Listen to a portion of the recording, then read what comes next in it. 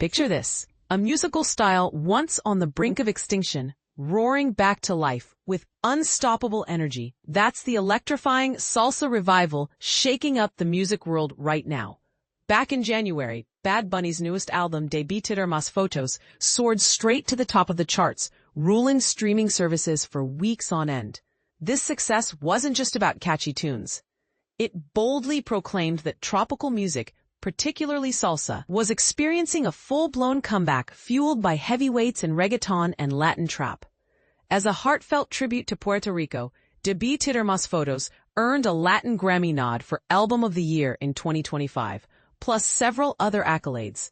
The record masterfully blends a variety of rhythms, from classic salsa to infectious dembow beats, and even traditional Puerto Rican styles like bomba and plena.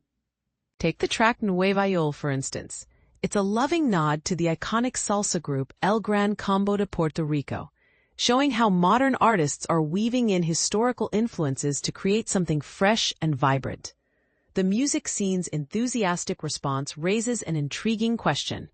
Might 2025 be the moment when Grammy voters finally view stars like Bad Bunny and Rauw Alejandro not merely as urban Latin sensations, but as pivotal figures reviving age-old genres such as salsa? And this is the part most people miss. The answer this time around is a resounding yes. With its impressive 12 nominations, the album drew praise from industry veteran Eduardo Osorio, a seasoned songwriter and artist manager who's also part of the Latin Recording Academy. As someone deeply involved in the Latin Recording Academy, I truly appreciate when musicians dive into salsa recordings, he shares. Salsa adds richness to our lives because it's woven into our very cultural DNA. Gabriel Avaroa, a trustee and former CEO of the Latin Recording Academy, observes a significant genre evolution. Just a decade ago, many believed salsa was finished, he explains. Legends like Marc Anthony, Gilberto Santa Rosa, Víctor Manuel, La India, Rubén Blades, Luis Enrique, and Willie Colón battled tirelessly to sustain it. But we struggled to spark interest among the younger crowd until this very moment.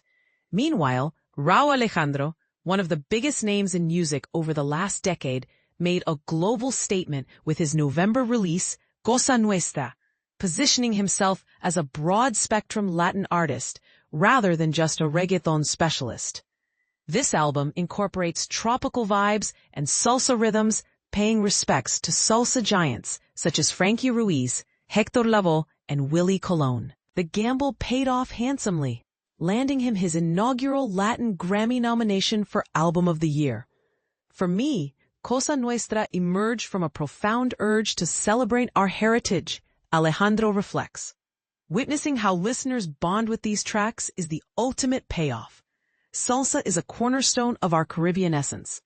Elders spot it instantly, while the youth are claiming it as their own. But here's where it gets controversial. Is this fusion truly a revival of pure salsa, or is it a trendy remix that might dilute its traditional roots?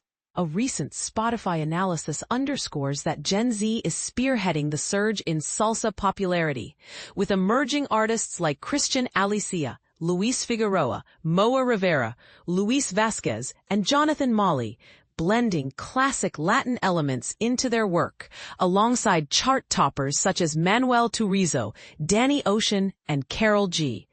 And the numbers speak volumes. Salsa streams have skyrocketed by over 140% globally in the last 5 years, nearly doubling in the United States. Among the year's top streamed salsa hits worldwide are Bad Bunny's Baile Inolvidable, Llorarás by Dimensión Latina and Oscar de Leon, and the evergreen Tu Con Él by Frankie Ruiz. For shares, Alejandro's take on Tu Con Él shines brightly, just like Marc Anthony's worldwide hit, Vivir mi vida. Arnulfo A.J. Ramos, who oversees artist partnerships for Latin music and culture at Google and YouTube, offers insight into this cultural wave. I believe nostalgia plays a huge role, creating a bridge across generations, he theorizes. The influence of platforms like YouTube and creative content creators means everything cycles back stronger than before. Salsa and tropical tunes have been the backdrop to our stories, and it's incredibly refreshing. What do you think? Is this salsa renaissance a genuine cultural rebirth, or just a fleeting fad driven by algorithms and nostalgia? Do modern artists like Bad Bunny and Rauw Alejandro deserve full credit for reviving traditional genres? Or are they risking oversimplification? Share your opinions in the comments below. I'd love to hear your take. Dive deeper into THR's music issue for more stories like this. This piece originally ran in the October 1st edition of The Hollywood Reporter magazine. Subscribe today to stay in the loop.